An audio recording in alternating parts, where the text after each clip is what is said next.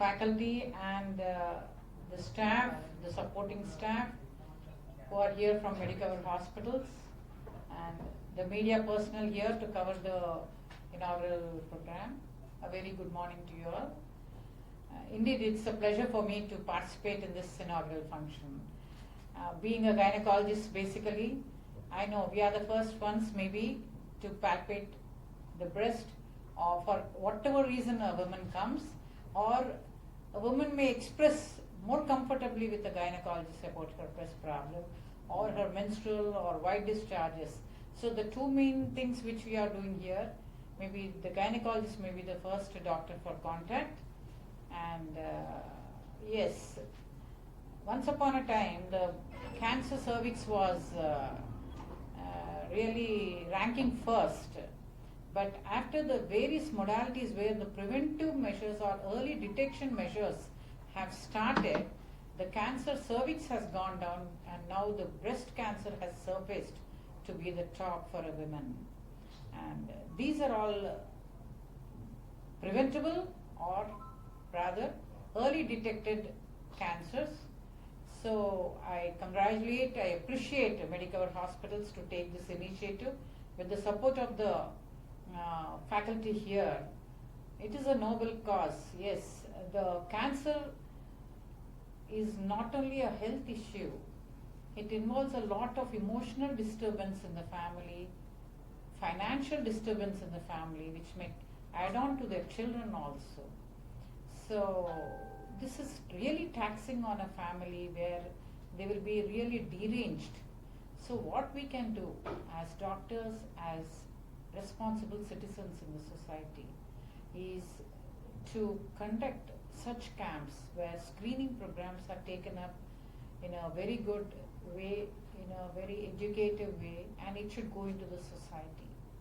Recently the government has launched the NCD, that is the non-communicable diseases surveillance, where it included even not only cancers of the oral cavity, of the breast, of the cervix, but also the diabetes and hypertension, where it was astonishingly found to be very, very low, 0.3% only, where it is against the statistics that is being shown. So again the government is coming up with NCD 4 criteria, where probably they may drop down diabetes and hypertension and only concentrate on the cancer screening programs. Detection of non-cancerous lesions also, any abnormality in the oral cavity, in the breast, or in the on the cervix. So this is the criteria, and dividing it into non-malignant, pre-malignant and malignant lesions. Probably it may come up in a good way, so training programs are going on for all the questionnaire and how they have to, because the field staff play a very important role in the community. So maybe we may have to, it is our responsibility to reduce the cancer incidence, at least the early detection of the precancerous lesions or early detection of cancer at an early stage will definitely benefit each and every member. And at this outset, I would like to insist you to insist on your women folk who are here, including the doctors, to the staff here, to register first and see that they subject themselves for the diagnostic modalities. Please utilize this. Don't think that age is a bar. If any person may be affected. So I wish this program will help in detecting the early stages, and that will really add a lot of meaning to the program here. Thank you all. Thank you Medicover Hospitals for this wonderful program. Thank you. Breast cancer awareness month అనేది జరుపుకుంటున్నాము.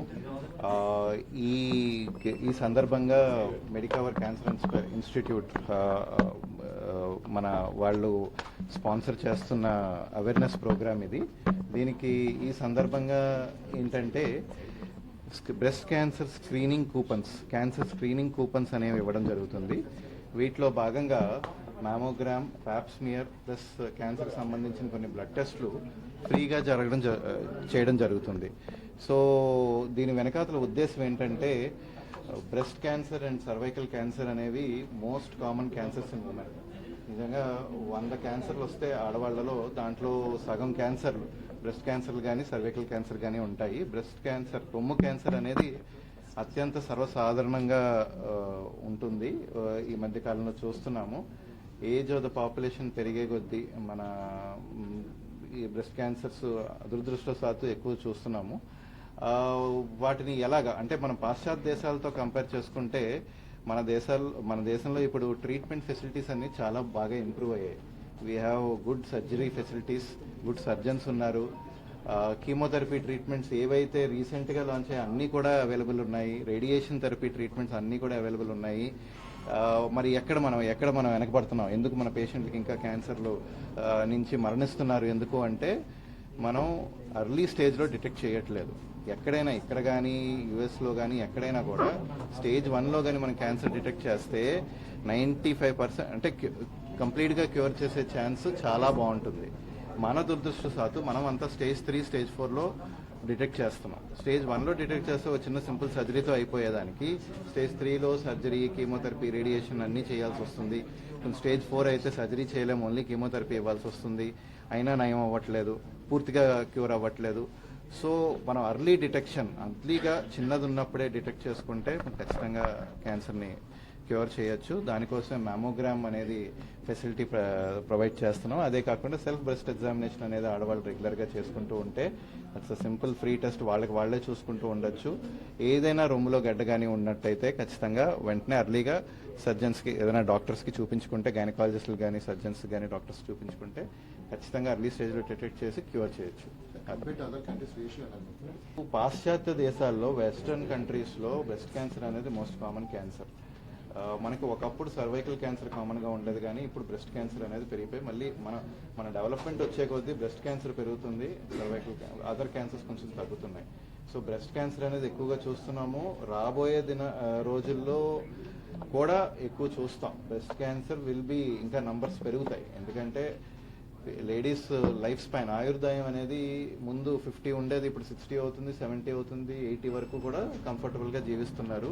So old ఏజ్లోనే ఎక్కువ వస్తుంది.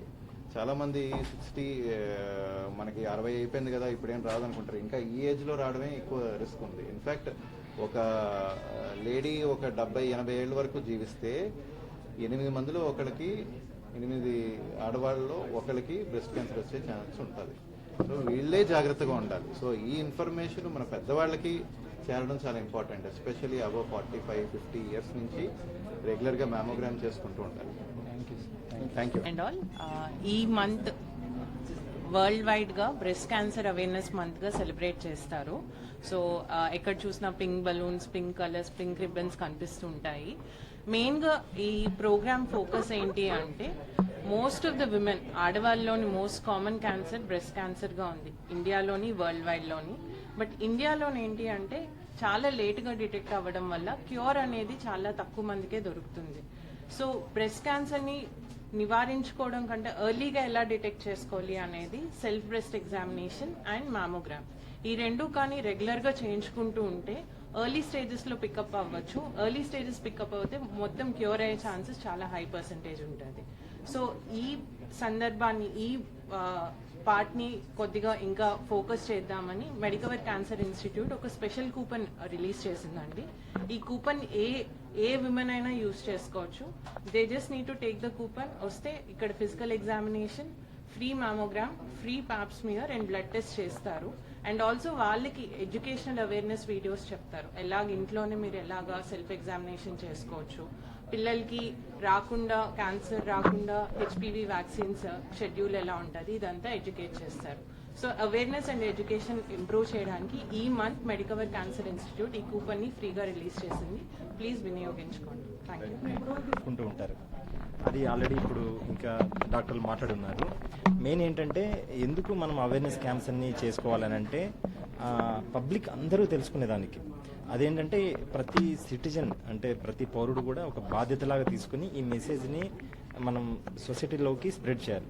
ఎందుకంటే even ఇవన్నీ వింటూ ఉంటాం, కానీ మన ఫ్యామిలీలోనే ప్రతి ఎలిజిబుల్ ఉమెన్ అంటే 40 సంవత్సరాలు దాటిన వాళ్ళకి ఎంతమంది మనం స్క్రీనింగ్ తీసుకెళ్తున్నామని మనమే క్వశ్చన్ చేసుకోవాలి.